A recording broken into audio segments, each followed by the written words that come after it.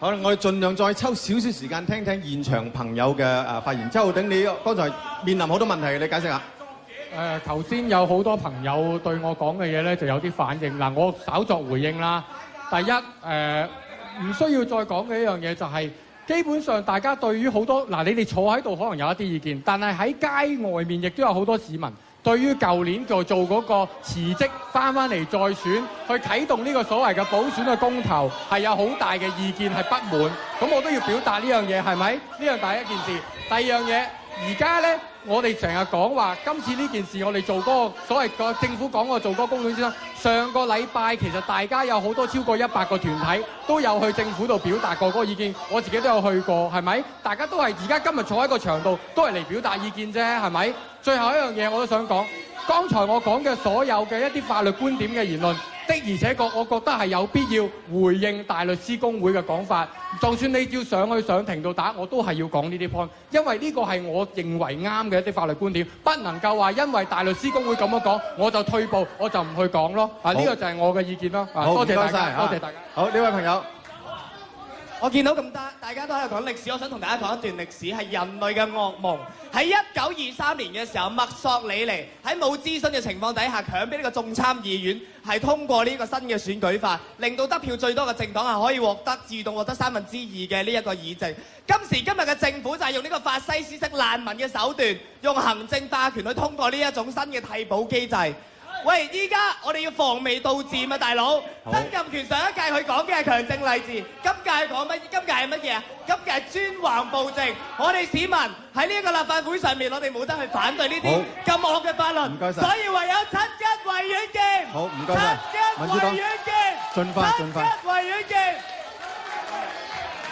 梁家瑜，係，我係民主黨嘅梁家瑜。今日有呢個民建聯、自由黨、建制派保駕護航。盡量去保持呢一個嘅替補機制通過，但係我哋記住，聽日23條佢哋會繼續做呢個方法，所以希望大家七一維園見，保護我哋嘅權利。好，唔該晒。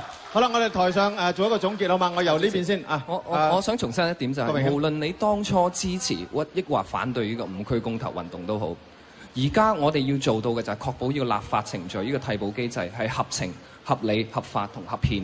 嗱，而家大律師公會咧，佢提出一啲咁重要嘅憲制論點出嚟，咁大家係咪應該諮詢、公開諮詢，去深入討論呢啲咁嘅憲制問題咧？抑或我哋速咁樣立法就唔理大律師公會所提出嘅憲制論點咧？嗱，呢個我相信香港人咧係講法治、講道理嘅。如果你係相信呢樣嘢嘅話，我哋立法嘅程序一定要做得妥勻。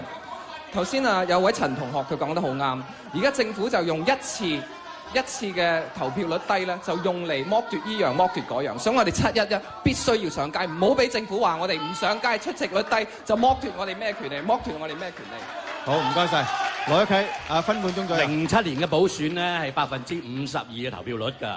如果你咁講咧，你剝奪呢個補選個空間咧，其實係剝奪咗好大嘅權利㗎，唔能夠揾一次半次嘅補選咧去講㗎。OK， 即使嗰個係5區公投，大家反對都好啦，但係而家呢度牽涉到一個好重要問題就係一個表達自由嘅問題。表達自由咧，可以每一個人用唔同嘅方式，包括選票去表達你嘅意見。如果你唔中意嘅，你都要俾人哋去表達。所以其實，如果我哋唔中意人哋講嘢，你可以嗰次唔支持佢。但係你記住，普選權或者係即使係變相公投，對大家好大價值㗎。再有23條，再有啲極端嘅做法，我哋都有機會有個選票可以表達。好啦，跟住我想大家記翻下自己點投票㗎。我哋投票嘅時候都係喺多名單一票制，你喺名單裏面只能夠揀一個投一票㗎咋，你點可以投一個，然後又諗點去另外一個名單度補選？你根本都冇機會補選啊！所以根本成個所謂遞補機制，而家政府喺第二個名單裏遞補咧，係完全係違反民意嘅基礎。咁樣點可以話佢係民意嘅充分表達？所以其實我哋呢啲咁嘅情況，只能夠做法㗎啫，就係面對政府咁做，我哋就上街。仲有啊，唔係為呢一樣嘢，為將來保護我哋自己所有嘅空間。好，1分鐘，劉夢熊。我覺得咧，今一次嗰個替補機制啊，其實就係由於舊年裏邊嚟講咧，公社兩黨啦，搞5區公投，係嘛？呢個全民起義，搞呢啲咁嘅違法違憲嘅嘢，同一批人辭職又參選，簡直就浪費公帑、浪費呢個社會資源。所以咧，替補方案去堵塞漏洞，呢個大方向係正確嘅。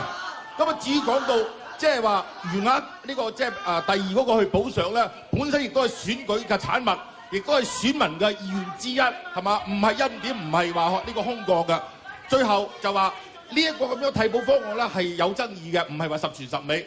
你當年裏邊嚟講，柯爾同嗰個小布殊競選嘅時候咧，全國個嗰個選民選票咧係柯爾多，但係選舉人票咧就小布殊多，結果小布殊當選，咁都可以唔係話咁公道，係嘛？所以咧呢樣嘢可以爭論，但係冇必要妖魔化。好啦，阿郭榮鏗仲有10秒到，你做一個簡短嘅結論。我呼籲咧，大家咧千祈唔好咁易放棄自己一貫有嘅補選權利。